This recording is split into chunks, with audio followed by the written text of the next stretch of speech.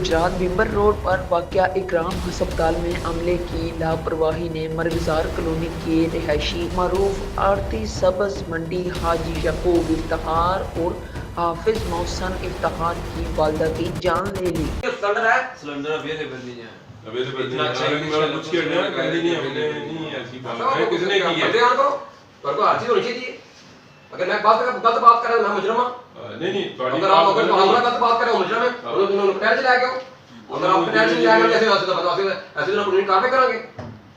इकराम हस्पताल में 5 दिन से दाखिल मरीजा को सांस का मसला था। आज बतरीक 30 अगस्त सुबह 11 बजे के करीब डॉक्टर स्टाफ मौजूद न होने की वजह से सफाई वर्कर समेत अमला अपने आप को डॉक्टर समझने लगा। जी यकूब इफ्तार के मुताबिक अमले ने लापरवाही का मुजाहरा करते हुए जब दूसरे कमरे में शिफ्ट करने लगे तो ऑक्सीजन उतार दी। हमारे बार बार कहने के बावजूद हमारी बात ना मानी गई। जिस दिन डॉक्टर साहब लैके आए हैं ना एमरजेंसी तो उत्ते तक इन्ना भी बड़ा मिसबिहेव किया उत्ते भी। मैं अपने घर वाले नु आख्या कि मैं सलमान साहब को 5 साल हो गए मैं मतलब मेरे बीमार दा पेशेंट ने मैं अच्छी कराना चेकअप इन्ना नु छाड़ छोड़ो अमले जिन्ना इन्ना रहन दो ए अमला इन्ने जो गई ते मैं उन्ना नु फिर उदों आख्या अलग एमरजेंसी वाले दिन जदों हफ्ते सैटरडे संडे मंडे जदों सारे पहले दिन आए ने ट्यूसडे नु उदों दा भी ये वाकया है। थल्ले जाओ तो कहंदे ने उत्ते दी सिर दर्दी उत्ते जाओ तो कहंदे थल्ले दी सिर दर्दी है।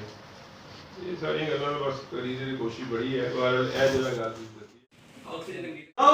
और हमें कहा गया कि ऑक्सीजन नहीं है, हमारे पास 10 मिनट में कुछ नहीं होगा। लेकिन हमारे देखते ही देखते ऑक्सीजन उतारने के बाद हमारी वालदा दम तोड़ गई, जिसके जिम्मेदार इकराम हस्पताल का अमला है। हम आला हुकाम से जिम्मेदारान के खिलाफ सख्त एक्शन की अपील करते हैं। अगर हमें इंसाफ ना मिला तो सख्त एहतजाज होगा।